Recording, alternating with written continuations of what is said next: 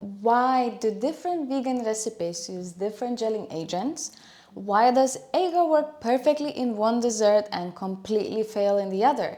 I'm a pastry chef and I will explain everything to you today. And I'm breaking down the best vegan gelatin alternatives and exactly when to use each one so you stop wasting ingredients and start building better desserts. So, before we talk about replacements, let's talk about what gelatin is actually doing in a recipe. Because some might think you can replace agar one for one, and it's actually more complicated than that. Gelatin is a protein derived from animal collagen.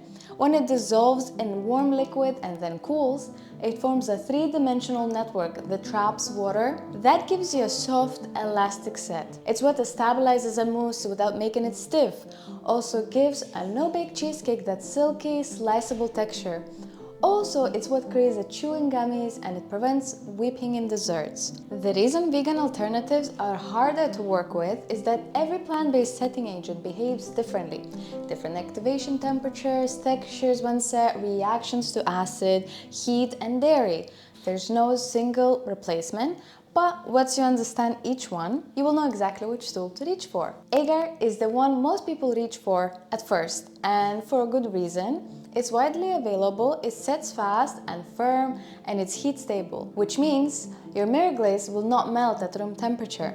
It works amazing in fruit jellies, mirror glazes, panna cottas, firm set custards, and even vegan marshmallows. You can also use it to make fluid gels by blending a set agar into a smooth, pourable texture.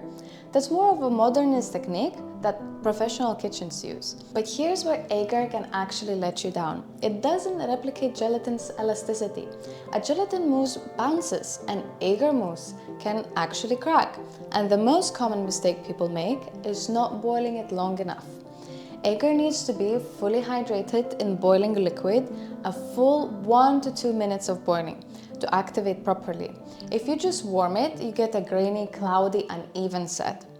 Watch exactly what happens when agar is undercooked versus properly prepared. Here I have a few experiments I tried to do to showcase exactly that.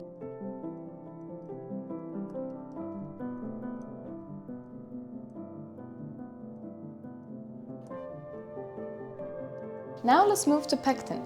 Pectin is extracted from fruit, mostly apple and citrus peel, and it's the reason your jam actually sets. But in professional pastry, pectin is much more versatile than people think. There are a few types worth knowing.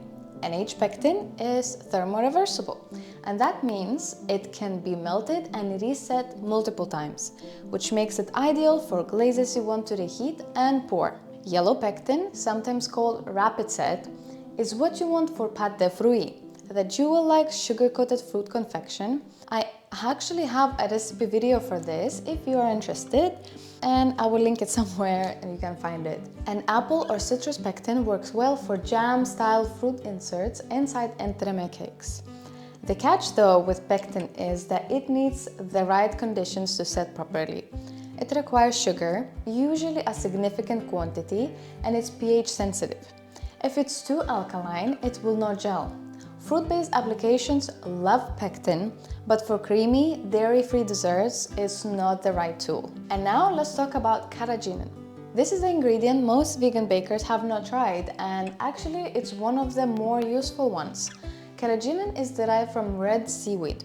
It's been used in food production for decades to stabilize dairy products, and that's exactly why it works so well in plant-based desserts that need a creamy, smooth texture rather than a firm one. There are two types when it comes to dessert work. Kappa carrageenan sets firmer, closer to agar territory. Iota carrageenan gives a softer, more elastic set that can genuinely mimic gelatin in creamy applications. Think about dairy-free cheesecakes, set mousses, milk-based custard textures, and ice cream stabilization, of course. In those contexts, Iota carrageenan can get closer to gelatin's texture than agar can. Xanthan gum and guar gum. They both get lumped in with gelling agents all the time. But let's be honest, they don't truly set. They thicken, they stabilize, they prevent separation. They will not firm up a cheesecake. Where they shine is in ice cream, where xanthan reduces ice crystal formation and keeps the texture smooth. In sauces and coulis, where they add body without changing flavor. And as stabilizers in emulsified recipes to prevent splitting over time. Also, they are mostly used in gluten-free baking to give that elasticity to breads without gluten. Think of them as support players. They're valuable, but only when you understand the role they're actually playing. Okay, now for a quick reference. Here's what I actually reach for in a dessert. For a no-bake cheesecake, I use a blend of Pectin Carrageenan and Agar. The Iota handles the elastic, creamy body. Agar adds structure, firmness, so it slices cleanly. For gummies, Agar plus pectin. Agar for the chew, pectin to help with clarity and reduce brittleness. So now for fruit inserts, inside entremets, almost always pectin. It handles the acid in fruit well and sits firmly without becoming rubbery. For marshmallows, I use Agar. Boiled properly with a high sugar syrup, it whips beautifully. And for mirror glaze, NH pectin if you want something glossy and reheatable. Agar if you want a firmer, more stable result and won't be reheating. And mousse, this one actually depends on your formula. A very airy mousse benefits from Agar used at low percentage. A dense, creamy mousse can often work with Pectin Carrageenan. I will go deeper on mousse formulation in a future video though, so don't worry about that. The pattern you will notice is creamy, soft textures lean towards Carrageenan. Firm structures and fruit applications lean towards Agar or pectin. If you want more vegan pastry science videos like this, covering emulsifiers, egg replacement, stabilizers, and ingredient myths, let me know in the comments below. And if you want to actually use the ingredients in real desserts, head to my recipe videos. The link is above, below, everywhere. I don't know, just check my profile as well. And I will see you in the next one. Bye!